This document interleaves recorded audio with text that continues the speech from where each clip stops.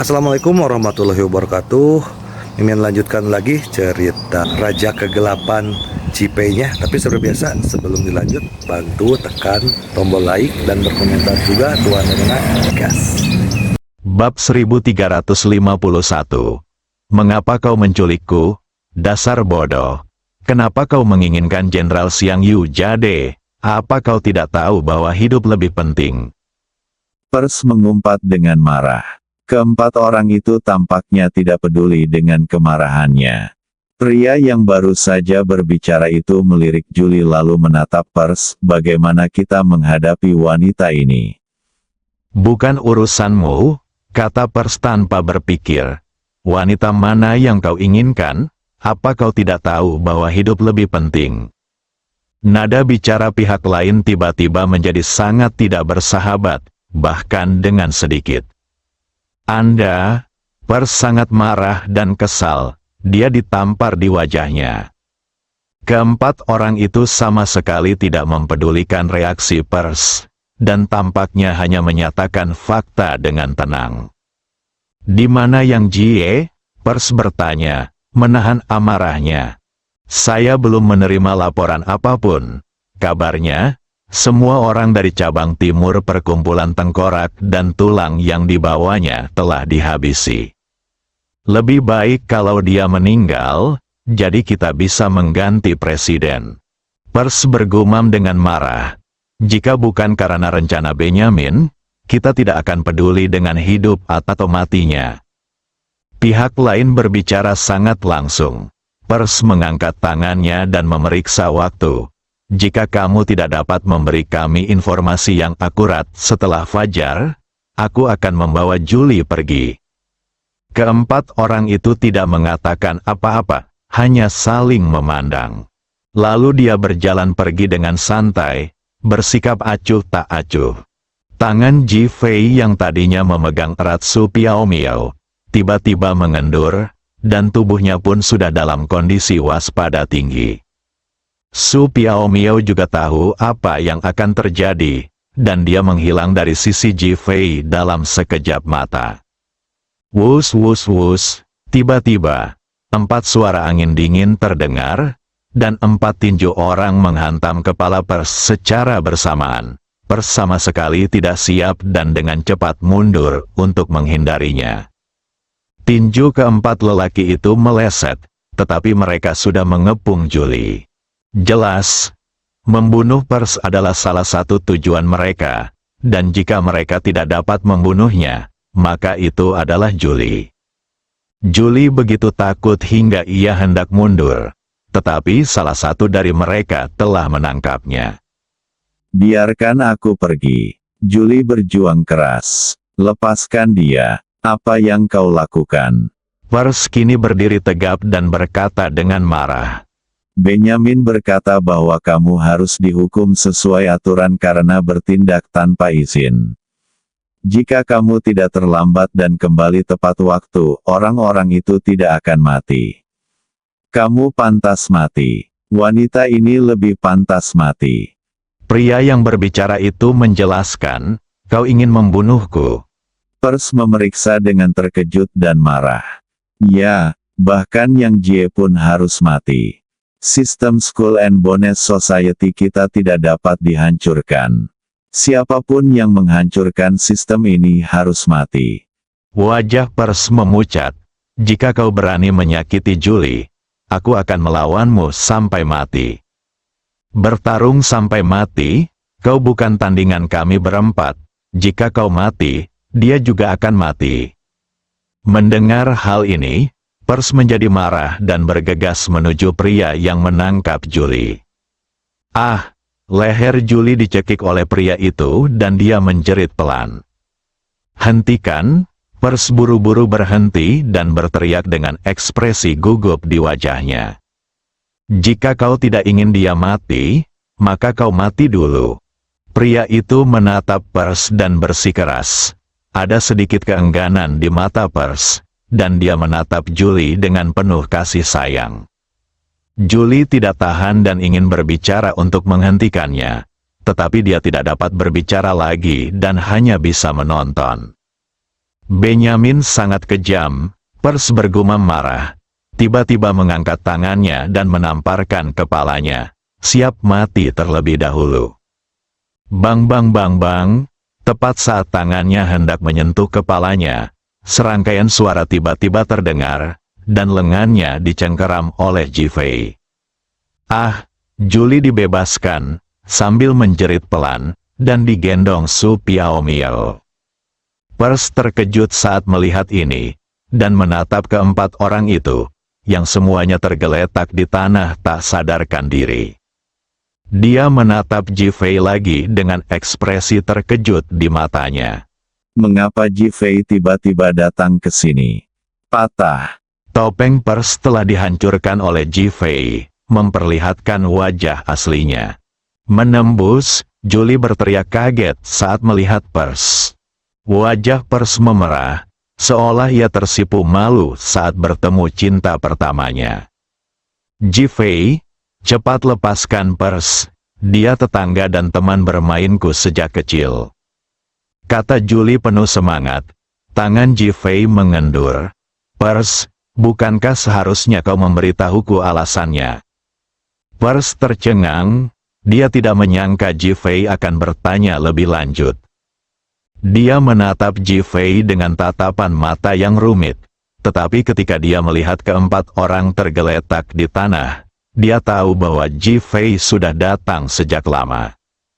Akhirnya, dia menarik napas dalam-dalam dan menjelaskan, kami adalah anak buah Benyamin dari cabang barat perkumpulan tengkorak dan tulang, dan kami bertanggung jawab atas kedatanganmu ke Longguo. Apa? Kenapa kau ingin membunuh Ji-Fei? Apa itu Skeleton Society? Ketika Julie mendengar Ji-Fei akan diserang, dia menjadi cemas dan tidak bisa menahan diri untuk berteriak keras. Pers tidak menjelaskan, tetapi menatap Ji-Fei untuk melihat reaksinya. Bukan itu yang ingin aku ketahui, Ji-Fei berkata dengan ringan. Pers tercengang. Apa yang ingin kau ketahui? Mengapa kamu menculik Julie 3 tahun lalu? Ji-Fei bertanya dengan dingin. Julie tertegun dan segera menatap Ji-Fei. Kamu bilang dia menculikku 3 tahun lalu. Wajah Julie penuh dengan keterkejutan dan ketidakpercayaan, dan dia bahkan menatap Pers untuk memastikan. Ini adalah teman bermain terbaiknya saat dia masih kecil.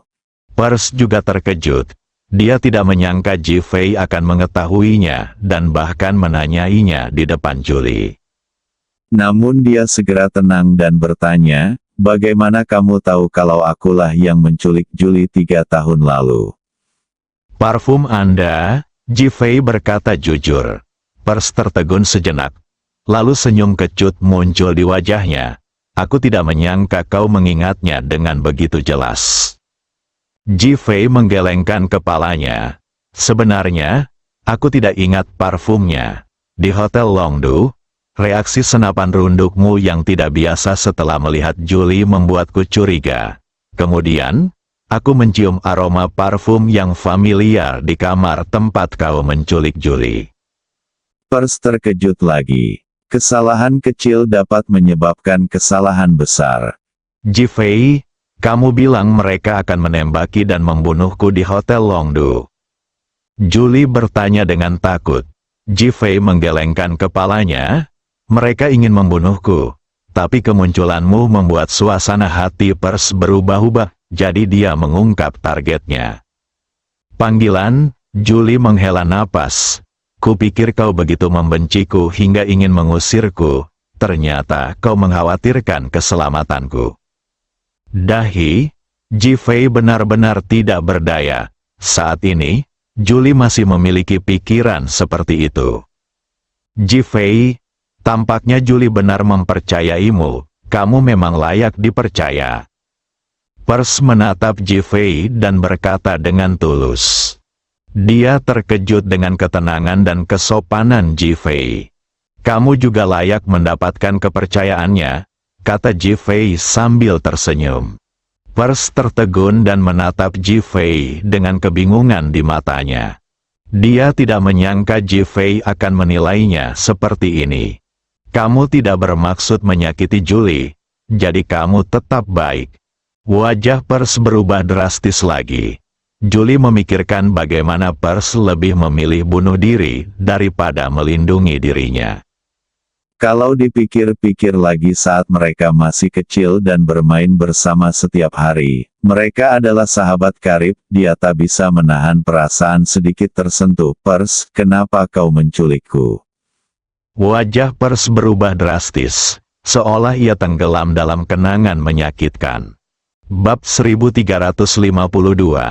Mengejar setelah 3 menit, Pers menatap Julie dengan ekspresi yang sangat rumit dan bersalah di wajahnya. Maafkan aku hampir membunuhmu 3 tahun lalu. Julie tertegun dan menatap Pers. Apakah kamu mengatakan bahwa kamu menculikku 3 tahun yang lalu? Nada suaranya ngeri dan penuh ketidakpercayaan. Tahukah kamu, ini adalah teman bermain terbaiknya saat dia masih kecil. Pers terdiam sejenak, lalu mengangguk, meskipun aku tidak menculikmu, itu karena aku. Apa artinya? Julie bertanya dengan cemas dan bingung. Karena aku selalu menyukaimu dan tergila-gila padamu. Aku sering mengunjungimu secara diam-diam setelah menyelesaikan misiku. Akibatnya, aku ditemukan oleh organisasi itu, dan mereka menculikmu. Ah, mengapa? Julie berseru dan bertanya. Karena kami di Skull and Bones Society tidak diperbolehkan memiliki emosi, apalagi cinta. Dahi. Ketika Julie mendengar ini, wajahnya penuh keterkejutan dan dia bahkan menatap Ji Fei. Dia tidak dapat membayangkan bagaimana organisasi seperti itu bisa ada di dunia. Hanya Ji Fei yang mengerti bahwa Pers tidak berbohong. Karena terkadang emosi dapat mengalihkan perhatian orang dan dapat berujung pada bunuh diri. Saat sebuah tim sedang menjalankan misi, kematian satu orang dapat mengakibatkan kegagalan seluruh rencana. Itu seperti efek domino, oleh karena itu, banyak organisasi tidak mengizinkan orang memiliki emosi. Jika kamu punya kebutuhan, kamu bisa menemukan wanita manapun yang kamu inginkan, tetapi kamu tidak bisa mengembangkan perasaan dengan seorang wanita. Sama seperti Long Tu mereka, meskipun tidak dilarang secara tegas, namun diterima secara diam-diam. Phoenix pergi menjalankan misi bersamanya beberapa kali, tetapi karena khawatir padanya, perhatiannya teralih selama menjalankan misi dan hampir mati. Kemudian, dia menolak untuk mengizinkan Phoenix menjalankan misi pada saat yang sama dengan dirinya. Ji Fei memandang Pers. Mengapa kamu bergabung dengan organisasi ini? Wajah Pers menunjukkan ekspresi yang rumit, bahkan pahit. Kenapa? Tanya Julie. Saat itu, saya kurang giat belajar dan sering bolos kelas. Jadi, saya pergi keluar untuk nongkrong. Karena saya menyinggung seseorang, saya dipukuli dengan keras dan dilempar ke bawah jembatan. Tepat saat saya hampir meninggal, saya diselamatkan oleh seorang pria berpakaian hitam. Setelah saya sembuh, dia mengirim saya ke organisasi ini. Pria berpakaian hitam? Ji Fei bertanya.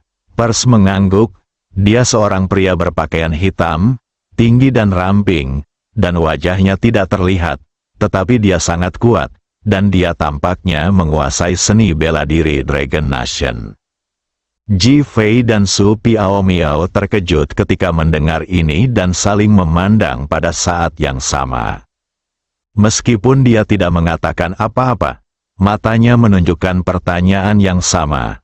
Sosoknya yang ramping dan seni bela diri kerajaan naga secara alami membuat orang berpikir tentang salah satu dari 5 penerus Ling Kongsu.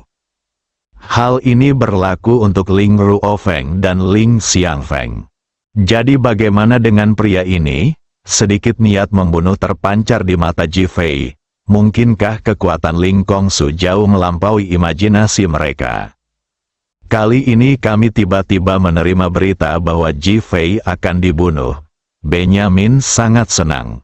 Ini adalah kesempatan yang baik untuk membalas dendam atas orang-orang yang dibunuh oleh Ji Fei 3 tahun lalu. Jadi dia mengirim kami ke sini. Suara Pers menarik perhatian mereka kembali. Ji Fei menatap Pers tanpa berkata apa-apa, tetapi ekspresinya penuh dengan pertanyaan. Pers melanjutkan, namun, tepat saat kami tiba di negeri naga, kami tiba-tiba menerima perintah untuk menyita barang antik dari Fei Tang Mansion dan memberikan tugas pembunuhan Ji Fei kepada orang-orang dari cabang timur perkumpulan tengkorak dan tulang. Ji Fei mengerti semua ini, jadi dia tidak mengatakan apa-apa dan menunggunya melanjutkan. Selama operasi hari ini, entah mengapa, Benyamin tiba-tiba berubah pikiran dan meminta saya untuk membawa orang untuk bergabung dalam operasi pembunuhan Ji Fei. Begitulah cara saya mendapatkan kesempatan untuk bertemu Julie, dan begitulah kejadian selanjutnya terjadi. Pers menceritakan kisah itu, tetapi dia sendiri jelas-jelas bingung dan heran. Bagaimanapun, situasi ini sangat istimewa. Dia bahkan menatap Ji Fei dengan pandangan bertanya yang sama. Dia juga penasaran bagaimana Ji Fei menemukannya. Ji Fei berpikir sejenak dan tahu jawabannya. Benyamin ingin mengambil semua pujian untuk dirinya sendiri. Pers awalnya terdiam, lalu mengangguk. Benar sekali, dia mungkin ingin memakan Yang Jie. Sekarang dia ingin menemukan Yang Jie. Di satu sisi, dia ingin Yang Jie berterima kasih, dan di sisi lain, dia ingin kembali dan mengambil pujian. Jika dia dapat mengambil kesempatan untuk membunuh Yang Jie dengan bantuan pihak lain, itu akan menjadi hal yang sempurna. Ji Fei melanjutkan, lalu mengapa dia membunuh Pers? Julie bertanya-tanya, justru karena Pers kembali terlambat dan Yang Jie mundur perlahan. Aku memperoleh waktu dan kesempatan untuk membunuh mereka. Pers tetap harus menanggung kesalahannya. Jika Pers tidak mati, Benyamin harus menanggung kesalahannya, dan dia jelas tidak ingin melakukan itu. Pers mengangguk, menyetujui penjelasan Ji Fei. Apa yang harus kita lakukan selanjutnya? Julie menatap Ji Fei dan bertanya. Kamu dan Su Piaomiao kembali ke Fei Tang Mansion, sedangkan Pers dan aku akan kembali ke cabang barat dari Skull and Bones Society. Ji Fei berkata dengan tatapan dingin di matanya. Di luar sana berbahaya, Pers segera mengingatkan. Su Piaomiao dan Julie menunjukkan kegugupan di wajah mereka. Keduanya memberi nasihat. Sudah beres. Kau kembali saja, dan kami akan segera sampai. Setelah Ji Fei selesai berbicara, ia dengan santai mengambil 2 topeng dari wajah 4 orang yang tak sadarkan diri di tanah, melemparkan satu ke Pers dan mengenakan yang lain pada dirinya sendiri. Kemudian, setelah berkemas, ia segera pergi bersama Pers. Julie masih khawatir. Tetapi Su Piaomiao tahu bahwa dia tidak bisa menghentikan Ji Fei, dan orang di balik insiden ini mungkin sangat kuat. Sekarang dia harus menghancurkan cabang barat dari Skull and Bones Society agar pihak lain dapat mengungkap lebih banyak target. Jadi, dia tidak menghentikan Ji Fei, tetapi hanya membujuk Julie untuk kembali. Ji Fei dan Pers bergegas ke kapal tempat cabang barat dari Skull and Bones Society berada. Karena mereka ingin menyerang Ji Fei kali ini, mereka datang ke laut dekat. Namun, tidak ada seorang pun yang peduli dengan kapal mereka, dan orang-orang biasa bahkan tidak tahu keberadaan kapal itu. Dengan bantuan posisi Bai Song dan bimbingan Pers, mereka berhasil tiba di kapal tempat cabang barat dari Skull and Bones Society berada. Pers awalnya tidak ingin kembali menjadi dirinya sendiri, karena takut akan bahaya. Namun Ji Fei memintanya untuk kembali dengan identitas aslinya. Alasan penjelasannya sangat sederhana. Hanya dengan cara ini dia bisa menjadi nyata. Lebih jauh lagi, Pers dapat menjelaskan bahwa dia tidak bertemu dengan orang-orang yang ingin membunuhnya. Bahkan jika dia tahu, itu tidak masalah. Benyamin tidak bisa mengakuinya di depan umum. Bukankah itu akan membuat orang lain patah semangat dan membuat mereka tahu bahwa dia ingin menyelamatkan Yang Jie? Hasil seperti itu akan menimbulkan kekacauan dan akan memberi kesempatan bagi keduanya. Pers menaiki kapal dengan sangat lancar dengan identitasnya sendiri. Adapun Ji Fei, dia berpura-pura mengenakan topeng dan tidak ada yang peduli. Ketika mereka tiba di perahu, Benyamin sedang memilah perlengkapannya, tampak santai. Namun ketika dia melihat mereka berdua, sedikit ekspresi terkejut tampak di wajahnya. Pers merasa topeng ini sangat familiar. Menurutnya, topeng itu seharusnya adalah topeng orang yang sudah meninggal. Senjata yang dikenakan Ji Fei adalah senjata yang baru saja dia kirim untuk membunuh Pers.